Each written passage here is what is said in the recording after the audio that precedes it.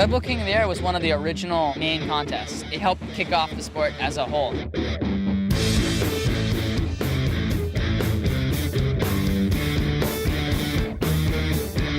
It's one of the only events in the world that focuses on the big air thing. It is called the King of the Air, air being the key word.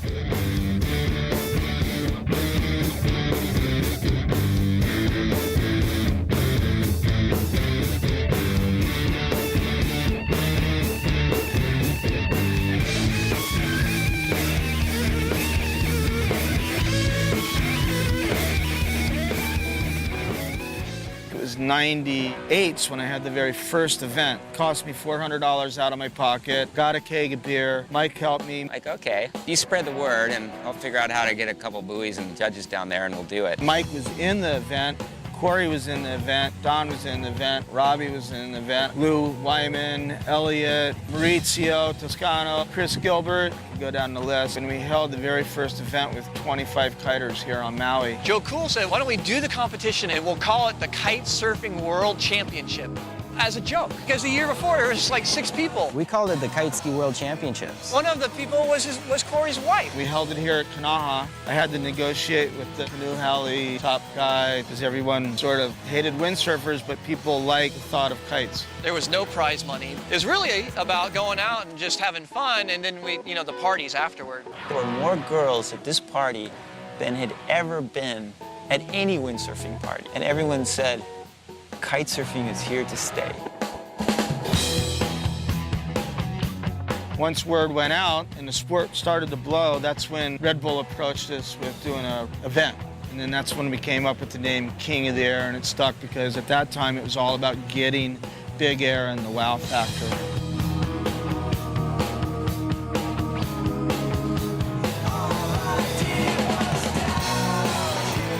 We knew it was going to be something amazing, but we didn't know when or how.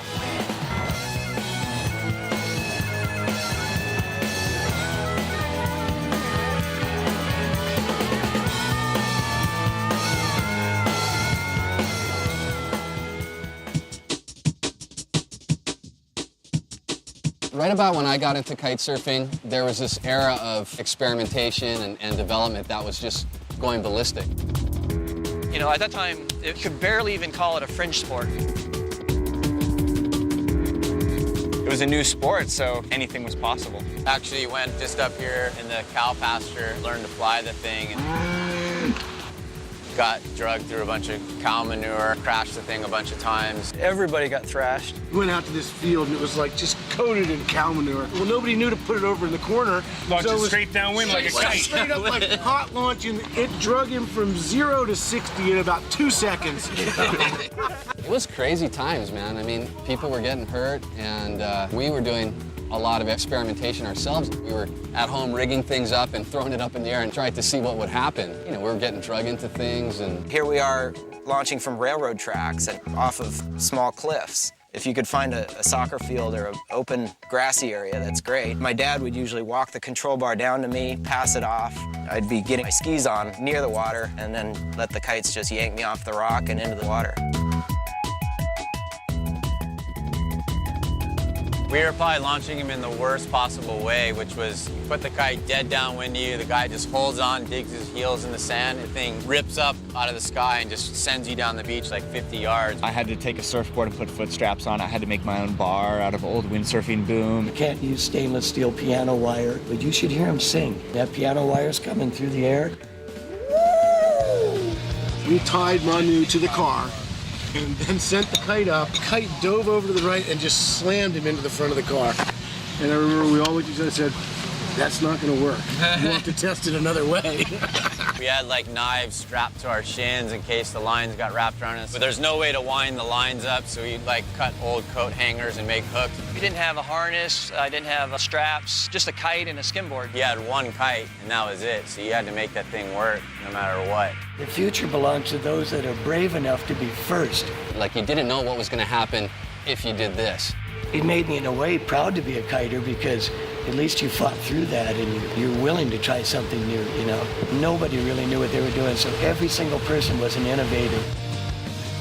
you got to watch your best friends just get hucked around the beach because nobody knew anything. None of us knew how to fly a kite. There was no training kites, none of this crap. We didn't know what worked. All we knew is that we were getting worked a lot. When we were learning, there is no industry, there's no magazines, no videos, no one ever got paid to kite. There was no tour, there was no school that you could go to learn how to do it.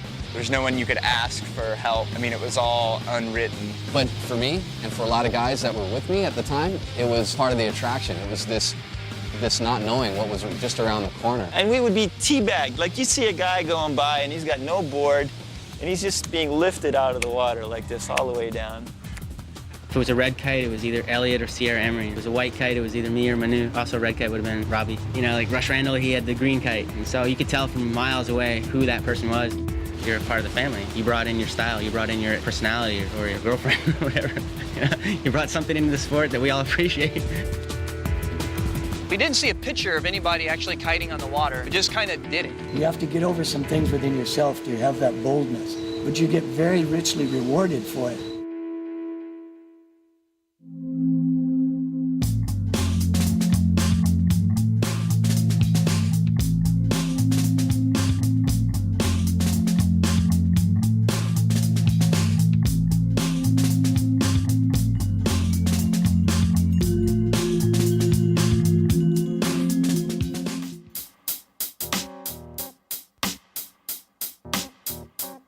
Corey came over. Corey Rosler. Corey Rosler. Raceler. Rosler. It's Corey Raceler. Corey was like, I think, the founder of the sport. Well, I was kind of a reluctant at first and then a willing guinea pig for my dad.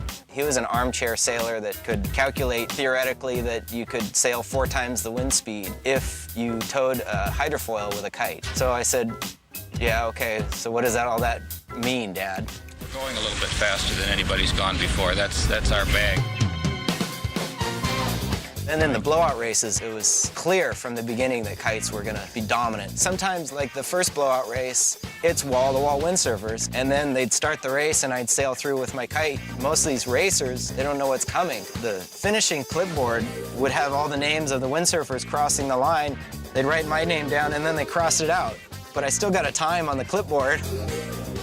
Corey came to visit me and show me his kite ski and water ski system. Don Montague, he wouldn't hide it. That guy was excited from the get-go. And he was right away trying to convince his boss, Robbie, that we gotta get into kites. It wasn't until 3 years later that he finally convinced his boss, we gotta get into kites. You know? What'd you guys think of Corey and the kites? Oh, I think that's hot. Yeah. The first time I ever saw him ride was actually in Silt, Germany. We were at the Windsurfing World Cup, and he was out kiting in the waves one day on his skis when we were hiding from the rain because it wasn't really windy enough for us to compete. And he was out there boosting, and it's like, wow, that's the guy on the water skis. And I saw, oh, there's having the windsurf freestyle over at the hatchery. So I came by and did some big jumps for fun. I'd blown off the competition. And those were the jumps that people photographed. They remember that year you came through the hatchery and boosted that 30-foot jump, and it was probably only 20. The first time in Maui was, I want to say, 1993. We did a TV special. It was the morning weather. They were showing footage from the day before where I was surfing waves at Hukipa with 2 skis and a kite ski kite. And he steps off the beach with water skis on. And he just jumps on, and we're like, oh my God, look at that guy. He's going faster than all the sailboards and more upwind, just screaming. It looked fantastic. I couldn't wait. I chased him out in the water. Of course, I couldn't catch him. He would be jumping the waves towards shore, getting big air. The kite would be over the power lines. He was able to go upwind. He was power and style. He looked like a duck. I couldn't really figure out what was going on, but boy, it sure had me. We're sitting there watching him going, that's pretty cool.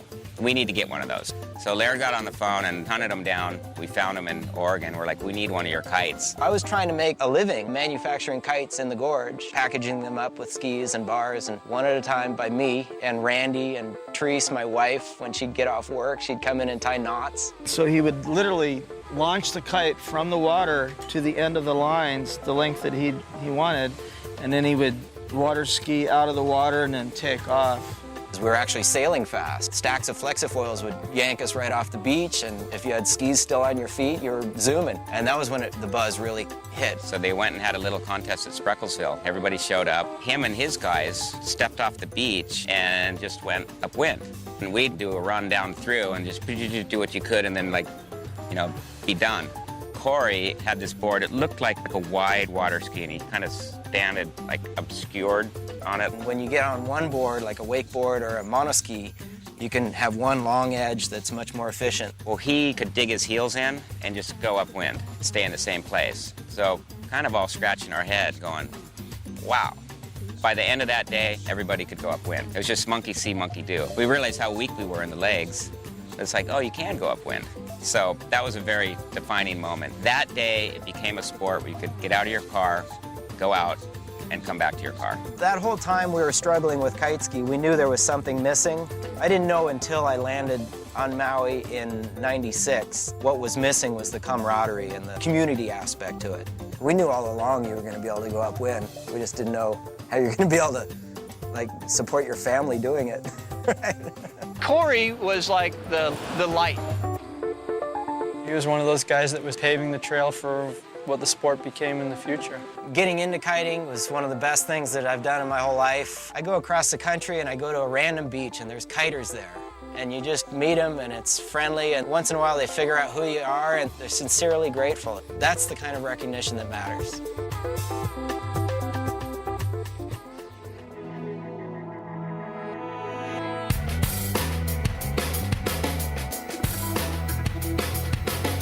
The pictures and the video that came from Hawaii really drew everybody into wanting to do it. Kiting was really visually contagious. You look at a surfer compared to a windsurfer compared to a kiteboarder, your eyes are automatically going to go to the kiteboard. There's a giant infrastructure of filmers and photographers that has amazing potential commercially, for TV, for media. When you're out in the water shooting, you're like attracting flies, and guys want to just get their picture taken. One day I just saw this video of Lou and Elliot and Rush Randall jumping huge and flying for awesome distances. It just kind of inspired me to figure the sport out.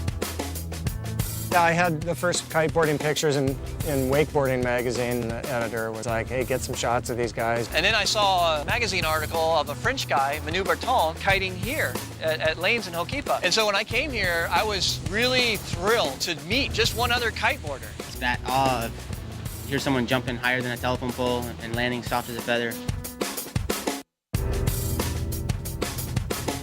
There was a pretty open spirit of sharing at the time, so the internet became real popular as a way to share a lot of the info.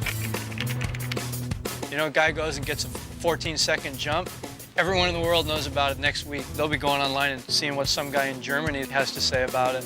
Guys know about it in Poland, in Russia, in Japan, everywhere.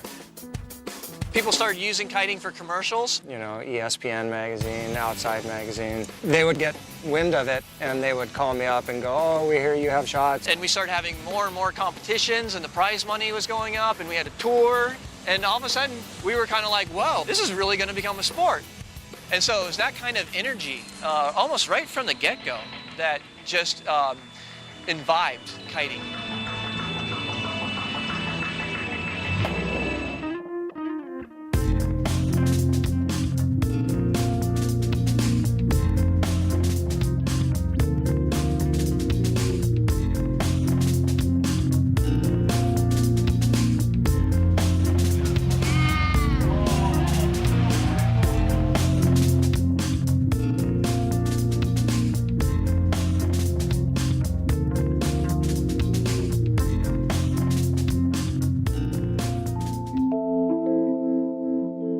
The equipment wasn't up to standard. There were some kites we would take them out and they would break right away. We couldn't even fly them, and some just worked better than others. It seemed like every 3 months the equipment was changing. There was so much room for improvement, but that's when it started just getting better and better and better. This was the final revolution of a real kite bar. It's super light. Rush used this with his foil boards and ram air. If you crash the kite, you can reel the kite into you, get the water out of the ram air and relaunch it again and go. I bought one of the first Corey Rossler Delta kites. It truly was an art to throw the kite up, grab the bar, and harness it before it all went bad. The lines were constantly breaking. They didn't have the Spectre lines they have today. When you dropped your kite down on the water, there was probably a 1 or 2% chance you were going to get it back out. I know, but you're done. But it was so wet that you had to sit there and dry it before it could actually fly back up into the air. We all made our own control bars. We used old windsurfing equipment. Brett came up with a reel boom to replace the big giant reel booms. He made one where we welded it all together and it just spooled right into the center into a little thing like this. And everybody at this table owned one. And then once the kite started to evolve, you know, when we said, okay, there's got to be a better way. Let's change aspect ratio. Let's go to 4 lines. Had a 5-meter whippica. That's the only thing that was there. And the 8-meter showed up, and that was like getting behind a tank. If you looked at some of these videos of the first kiteboarding events, we're all on our Peahi boards. It's cool when you make a new board and you go out and you're able to go 10 more miles an hour. First real improvement was in the boards. You know, making boards that you could hold a rail and really stay upwind with against all that power of a 2-line kite. My friend Elliot actually made the first chicken meat bar. We called it a chicken meat bar because it was kind of like, okay, you're a chicken, you know, you can't deal with the power, man, you know. It actually became the worldwide term for that bar. The kite products have gotten just so amazing this year. You tow into the wave with all this power, and then you just shut the power off, and then it's all surfing. It's 100% surfing until you want the power back, and then you just sheet in, and then you got the power back. And so it's really gotten cool. And I think that's going to attract a lot more just the core surf. We would call each other and meet at Ukipa to go kite together. You certainly become friends with the second guy who shows up at the beach, because that's probably the guy who's going to launch your kite. That's how it was, you know? It's like, okay, who's going to drive?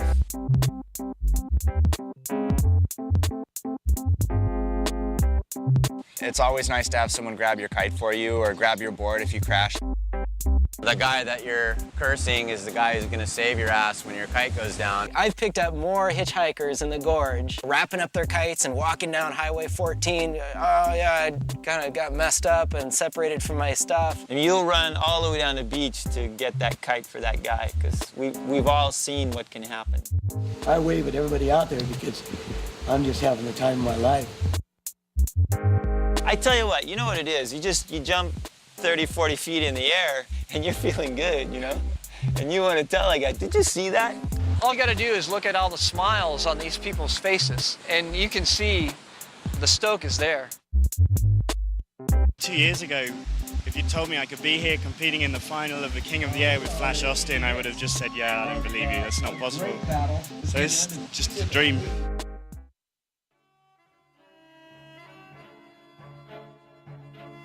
The first time I saw kite surfing was '86 in France.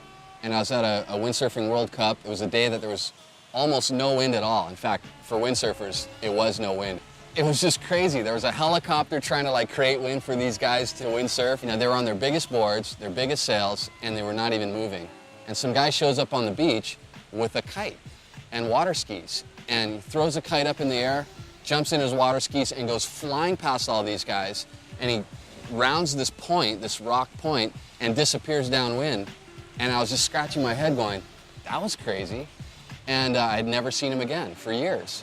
I found out later it was Bruno Legino, who was what most people consider the inventor of the modern kite surfer. We felt that it was the beginning of the real sport. We had heard that a Frenchman was working on a kite that had air in the leading edge, that if you dropped it in the water, it would actually float. And he was developing these kites in a very simplistic way. And he had no concept of how to actually make a sail or make a kite, so he actually made a reverse mold of what he thought the kite should look like. Basically scaling the kites off of these molds. And had to lay the pieces of the cloth on it to figure out how to cut the patterns so that it would not be wrinkled. Because those were the tools he had, and they did an incredible job. But I think he was just this totally rogue, recluse guy with this weird concept that no one even looked at him.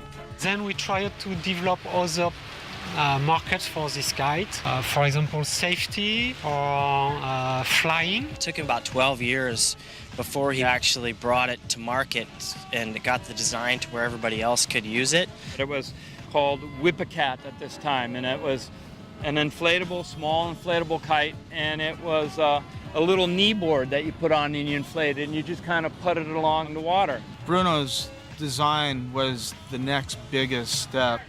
Being the shape that it is, it could roll over on its side and launch from the water. Now it started to make sense to everybody as opposed to sea anchor style kite, which is what the ram air kite is. You could actually really crash your kite and get going again, where with a foil kite, you know, you could dip it here and there, but if you really crashed it, you were swimming home with spaghetti.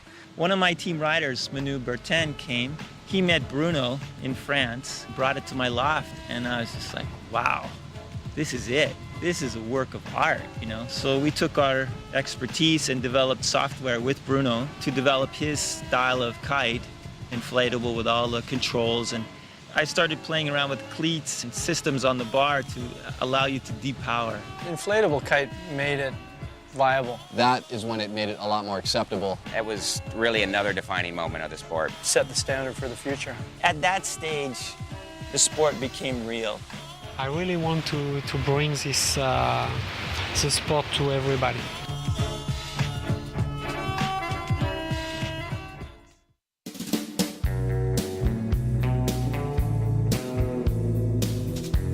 Robbie Nash, he's Robbie Nash. You know, what can you say?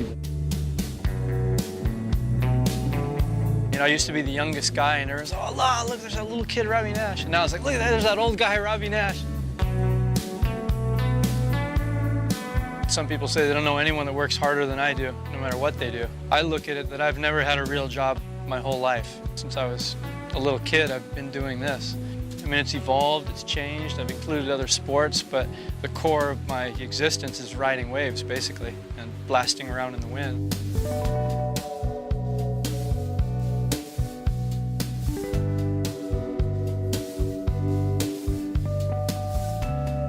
Passion for something is a good thing. It's never been work, it's never been like, oh shoot, I gotta go do whatever today. For me, I've been windsurf since I was 10 years old. When I used to get up and watch Robbie windsurf at 3 in the morning because it was on Sports South somewhere. And to be able to ride at Hokipa against him, he set the tone for me. He's missed so many airplanes to sign some little kid's autograph. He's on an airplane every other day. I see him not so often anymore. I drag my feet getting into things usually. Once I got into it, I got really into it. The first days on the kite, and the first 5 minutes, he's going out in the shore break in Kailua and he does a barrel roll. He didn't even know how to kite. If you get the opportunity to watch him in the contest, he will shock you how powerful and how high he will jump compared to everybody else's style. He's just really fun to watch because he kites the way he windsurfs. He just keeps his speed up. It doesn't matter if he's coming in or going out. He's got the temperament. He's the man. He's choking me up. I can't talk anymore. Trying not to grow up.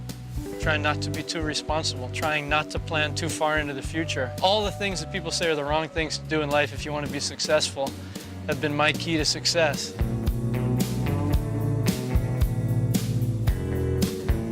I just love what I do, try to do it well. So far, so good.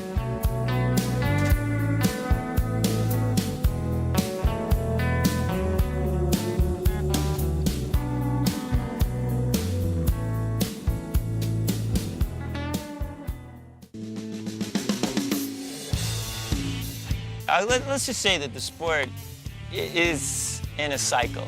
It's trying to find its footing. You know, it's trying to find its place in the surfing industry, who saw it in the beginning as a sport that people were flailing around through the air and spinning around out of control.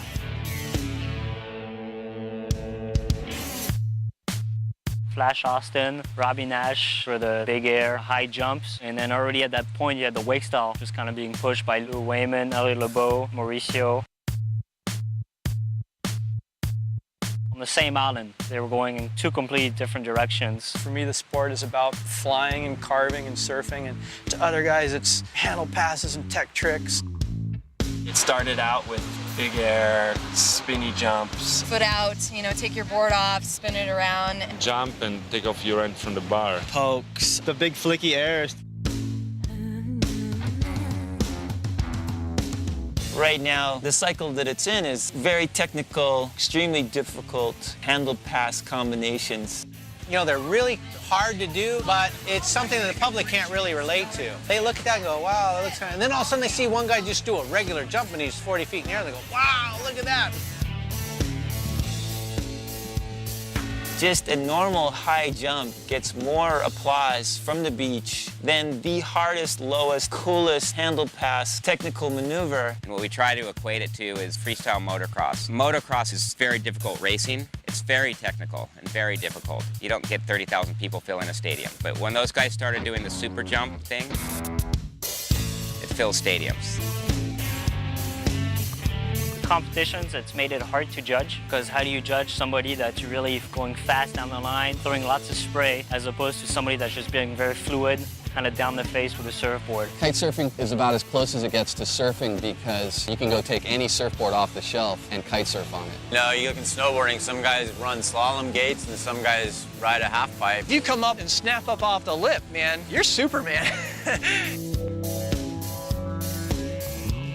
You know, it's one thing to just go 40 feet and just hang from the kite and fly downwind and land. It's another thing to go 40 feet, do some spins and unhook and do some passes or do whatever you do. That kind of all came together. Suddenly everybody just stepped back and started to kick back and just say, hey, it's going to be all that.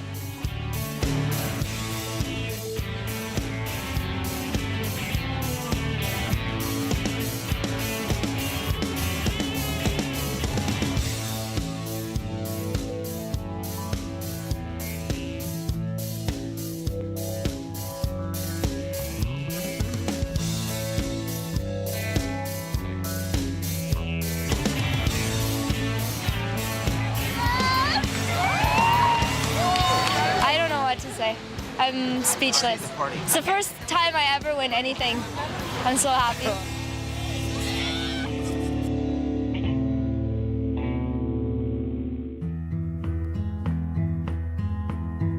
Where's Lou? Is he not here? Oh, you gotta get Lou.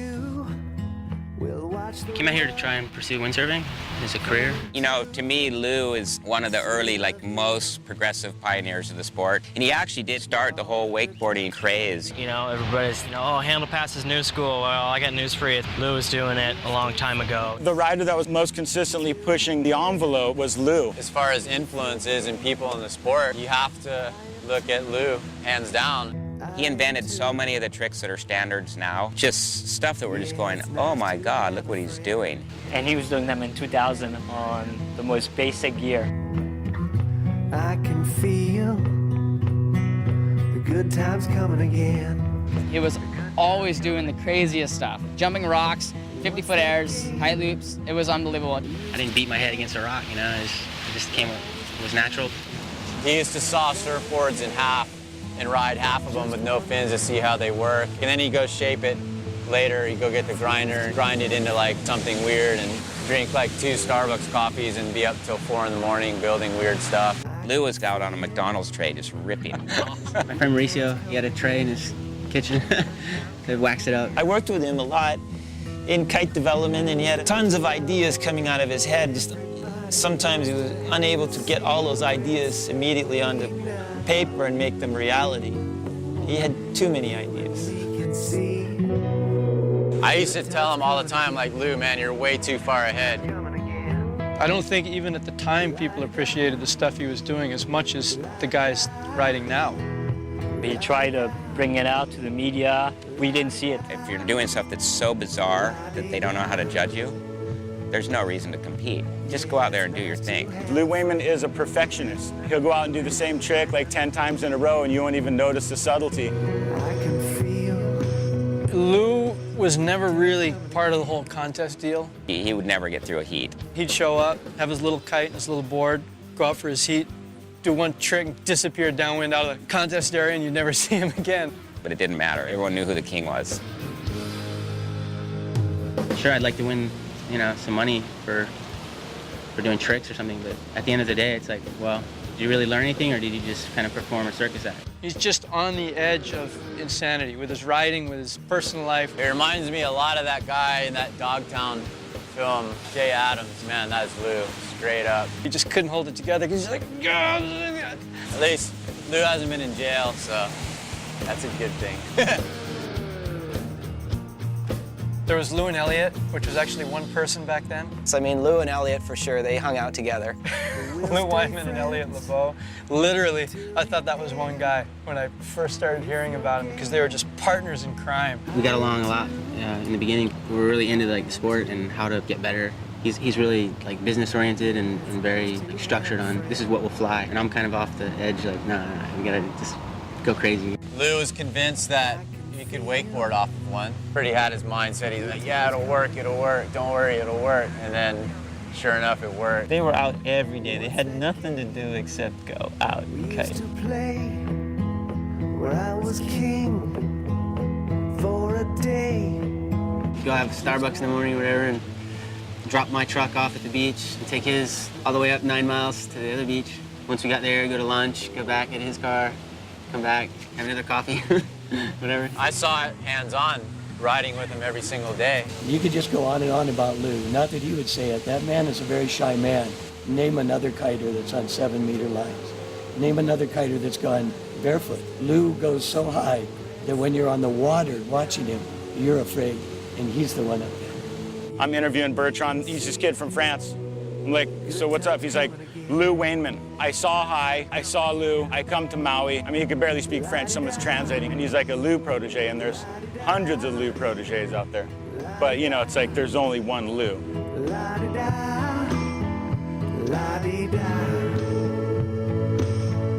Yeah, it's nice to have a friend. Whether or not he got the recognition he deserves, you know, I'll straight up tell you he's a guy who helped make the sport what it is today. It's really just a case of being at the right place at the right time. I mean, I think there's 1,000 people who deserve a lot more credit. Feel the good times coming again.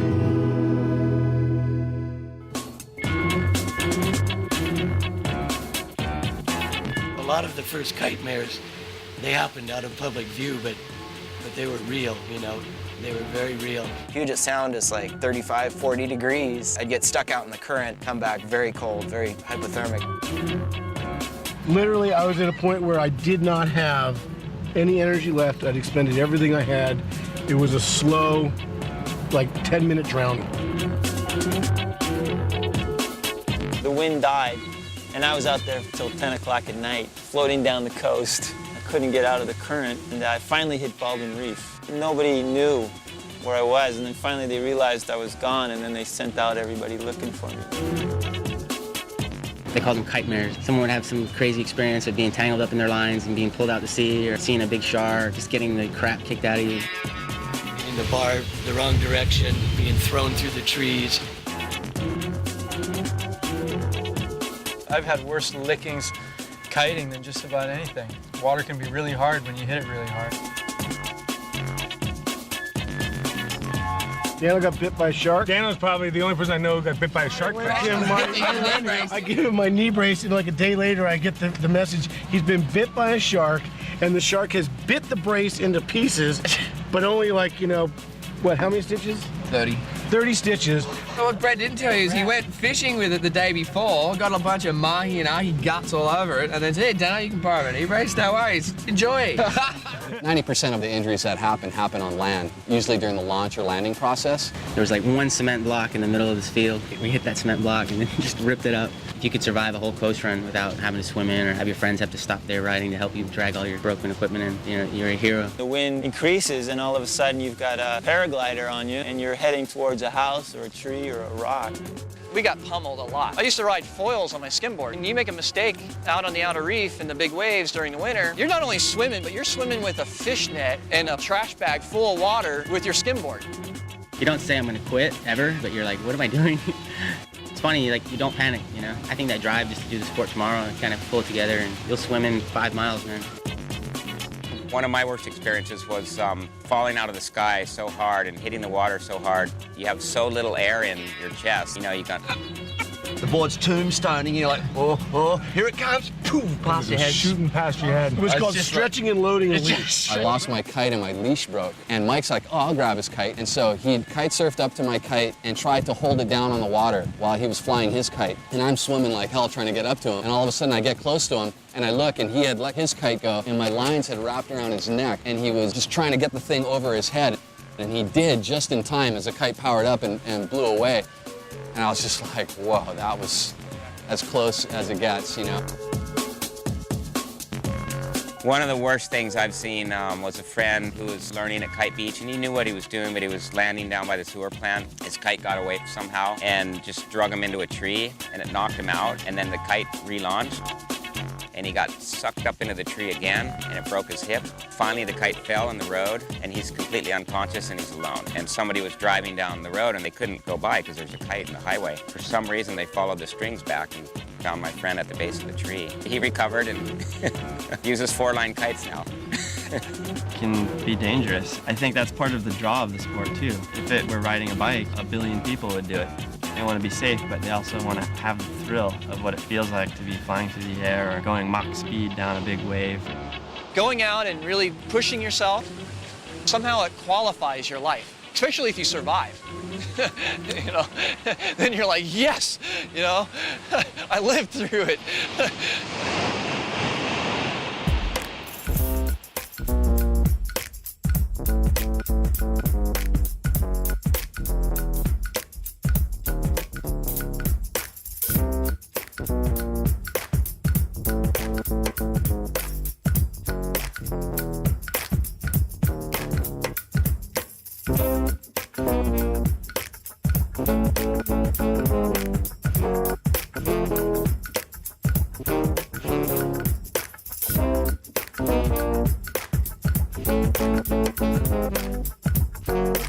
Flash was a character, is a character. He was the character. He was the best rider in the world, hands down. Flash is definitely leaps and bounds ahead of everybody else. Oh, I deny any involvement in the whole thing. I think he's still here. I think he's on the North Shore of Maui. Rumor has it.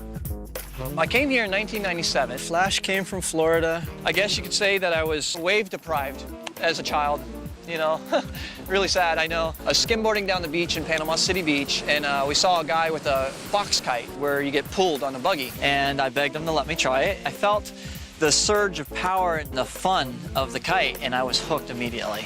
I ran home, I grabbed as much money as I could, and I came back, and he ended up selling me the kite for like half the price. He was a kite flyer, buggies and stunts, and he started going out on a skimboard in Florida. And he got paid to put an advertisement on his kite and do these 5-mile coast runs that ended at a bar. So he was basically like a cheap airplane advertising thing going by down the beach with this bar on it. And he goes, I gotta go to Hawaii and do what these guys are doing with the foot straps. These things are like monsters. I'll tell you what, it has some raw power to it, man. I just take the kite and I whip it over there and boom, fly through the air.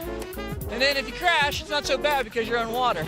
I happened to meet a guy who was a street clown who ended up bringing me here to Maui.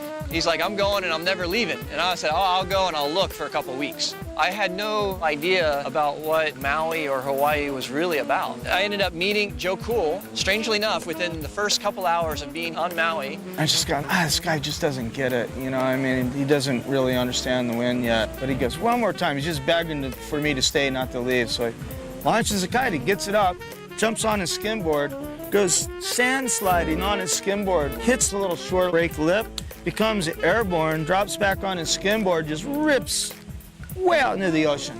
I was like, wow! I was like the first guy that could really kiteboard that I'd ever seen up close. I was just totally amazed, so moved into my house and... I'd like to thank a few people, if I may. I'd like to thank my roommate, Joe Cool, because I'm probably about a month late on rent. I started running around and introducing to people. Well, Joe Cool kind of introduced me to everybody. I was actually working in a restaurant at Mama's Fish House, being a waiter and a busboy. And he would kite at Ho'okipa, come into work at Mama's. Customers liked it. I ended up coming down here to Ho'okipa and meeting a lot of the professionals. Flash was an unknown. He had no training. He was just raw enthusiasm. And when you talk to him, you'll see. Like I got the reins, and this is a bunch of horses. and they're rearing to go. They're rearing and ready to go. I tell you what. 2 to 3 minutes, Flash. 2 or 3 minutes till countdown. Cool. Till takeoff. T-minus 3 minutes to take off.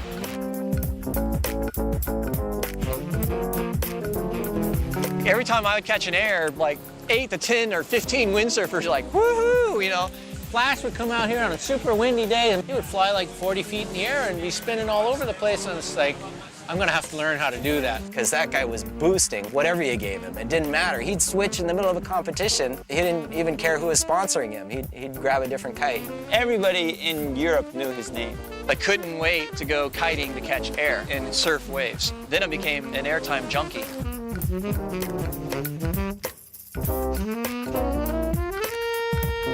He's arrives on Maui, buys himself an old surfboard and puts foot straps on it. But we went down to Ukipa and he had this sandboard and he started at the top of the beach of Pavilions and rode this sandboard with his kite into the water and was gone. And we're just like, wow, what's that? That guy could boost off the back of a wave and make it really impressive. Wow, he took the thing to this whole new level.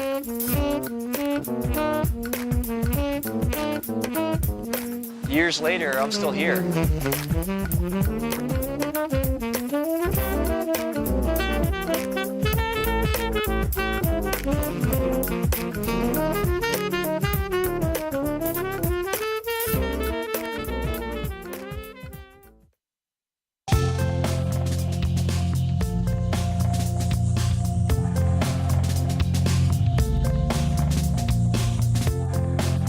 Oh my God.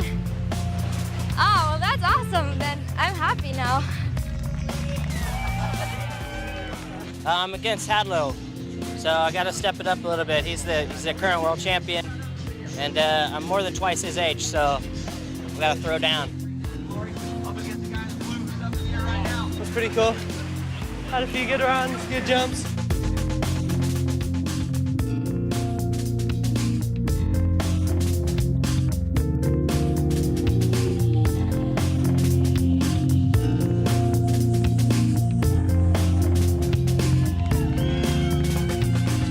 It's my first competition international, and I'm very surprised. You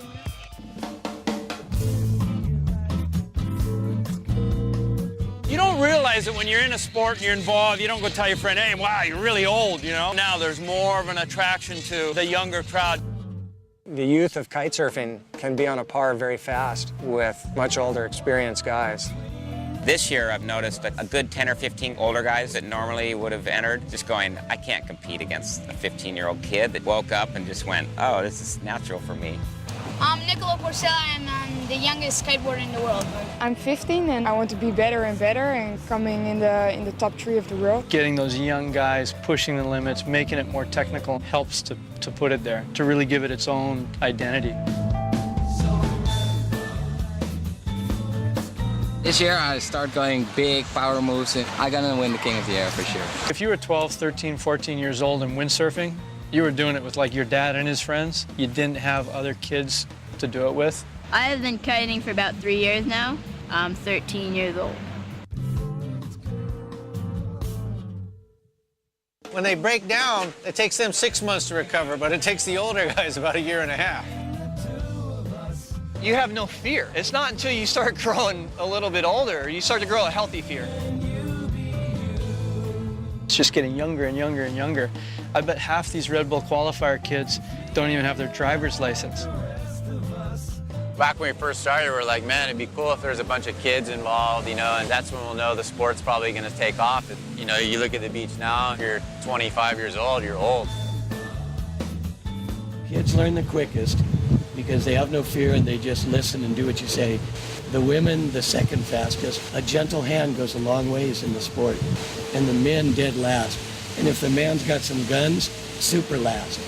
All of that pulling on the kite is just counterproductive. It's all ages. I mean, my brother 13, all the way up to 50 and over. I mean, all these guys, we're just hanging out and we're just having fun. And it's great because you gotta have new blood coming in. It's what pushes the sport forward. It's really cool right now because all the kids my age are actually on the top of the sport. And plus, I mean, you get to hang out with these guys and these guys are crazy. It's so much fun. The rider who's most impressed me is Ruben Lenton. Man, that guy goes off. Started kiteboarding like 4 years ago in Holland. I can let go all my feelings and stress, whatever. It's so much freedom and you can do whatever you want.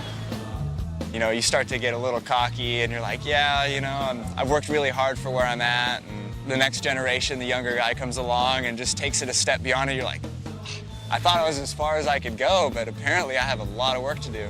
They're picking up this sport so fast, which usually for a lot of ocean sports, it takes a long time to get to that level.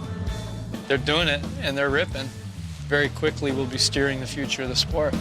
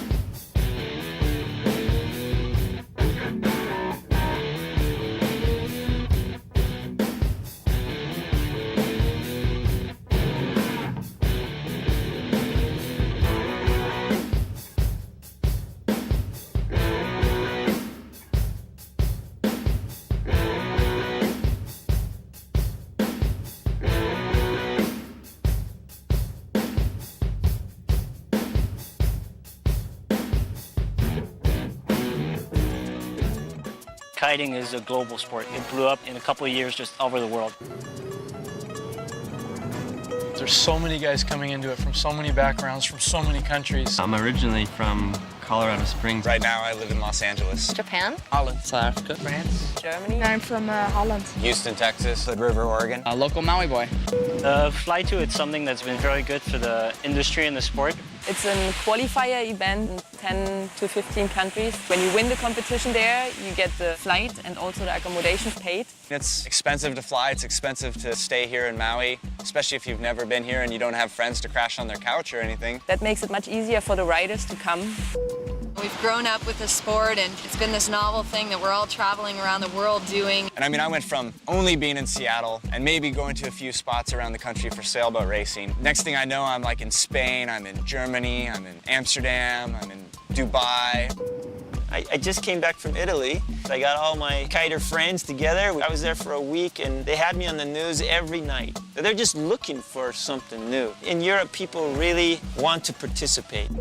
It'll open up the world. You'll be able to go in spots you would never be able to go before. All of a sudden, it's opened up all these waterways that nobody went to before. All these places in South America and over in Europe. It's really growing fast because people are going, there's a lot more places than we were windsurfing. So that travel destination side of the sport is really opening up the whole world.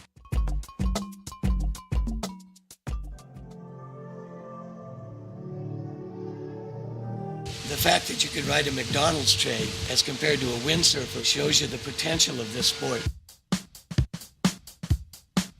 The kite companies, they're still innovating. You're seeing lots of gear changing. I think it'll be kind of like what skateboarding became. A skateboard can be used in a swimming pool, or it can be used to go from one town to the next.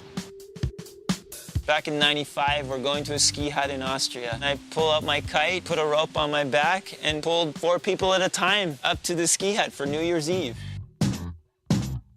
You can go 50 kilometers in one direction with a kite to the next ski hut, have a glass of wine, and kite back to your car. Have you seen the footage of snow kiting?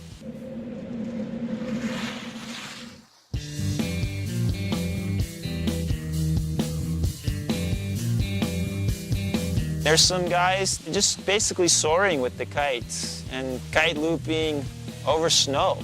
In Norway, they have 30,000 active snow kiters. If you ever get the chance to try to go somewhere, you'll see why they're so excited.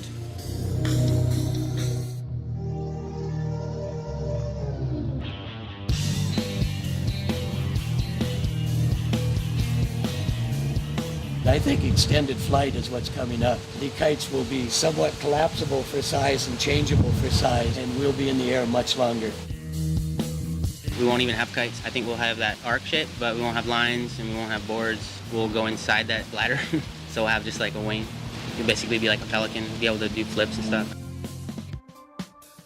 The original idea of kiteboarding was to have everything in your backpack and almost be able to travel incognito, eliminating the lines, eliminating the bar. I don't want to say a Batman suit, but yeah, it's pretty feasible. There's no reason why you couldn't get inside of it, mold it into a wing, and a very lightweight one to collapse down to something that goes in your backpack. I think kiteboarding is growing really fast because it's a very beautiful sport. It's intriguing. People look at it and go, how on earth do you do that? Maybe 10 years from now, I personally think it'll be a kite that will break the world speed record on water and on land. When windsurfers hold the world speed sailing record, and we've got twice the sail and half the board, you think you got potential. We haven't even seen it yet. This is just the beginning. We don't even know what's around the corner, like we didn't see kiting coming. I think it's got a big future. I wake up really early, go to school, look at the beach all day, look at the water, it's way down there, I gotta get there. You're always looking at the trees to see if there's wind. It's just such an elated feeling of anti-gravity. You know, we all love to fly. We all love Peter Pan. You don't weigh anything. When I kite, I'm flying.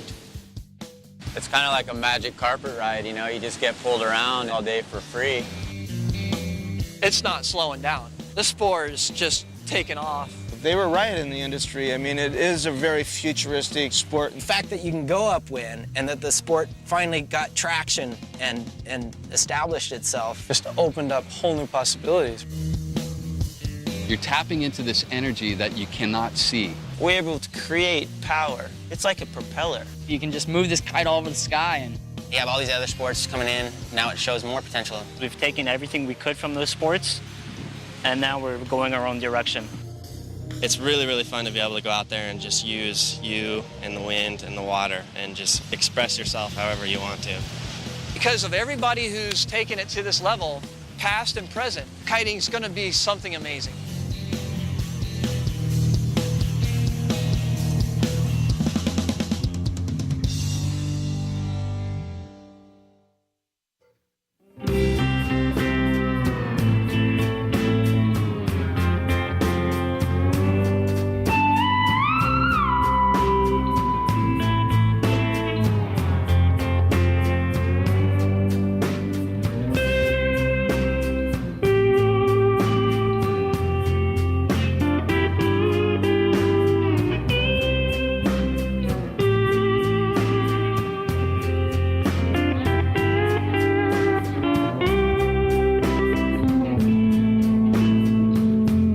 Hello. Hey, Brutus, where you at? 5, 4, 3. I am Mike Waltz with an E. Allow myself to introduce myself. I don't know. It starts to go up, and we hear, help! That's not how So he lets go, and I swear I'm like a telephone pole height, dangling, just going, There were girls coming to see, you know? That just never happened. You remember that? Dave. If this is the last year for the King of the Air, then we went out with a bang with 12-foot firing surf. And then I'll pause right there, but then I'll give you this one, input option. Option 2. I heard a lot of talk about the King of the Air not happening next year. Are you married? No. Not married? But I have a girlfriend. That's what you You bring her flowers when you get off the plane? Fuck yeah. This is my tailgate, which requires this broom handle in order to hold it up. It's a nice feature. I have a taped up window over here on the side. I don't know if you can see that. So as you can see, kiteboarding has been very, very good to me. I remember letting go of one of my kites and it flew up and over and landed in the sewage plant in like this bubbling soup of raw sewage.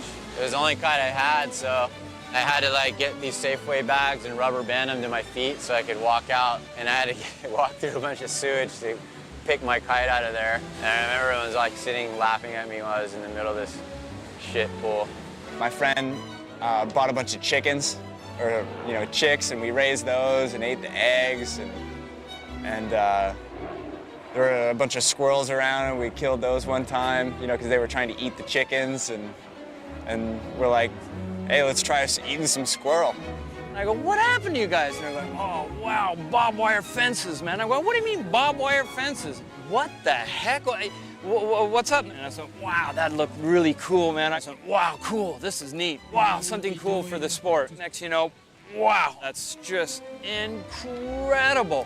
Where the heck is this thing gonna go? So I went, oh my God. No, you must have the whole thing. Every few hours a fire marshal come in and scatter everybody out of there and get everybody out of here. And we're going, God, and oh my God, look at these people. This is amazing. You know, we're just going, oh my God.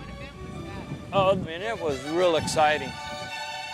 Anyhow, that's all the time we have right now for the Maui Weather Today show, but I look forward to being back with you again tomorrow morning for another look at Maui's weather today. Until then, have a great day out there and aloha.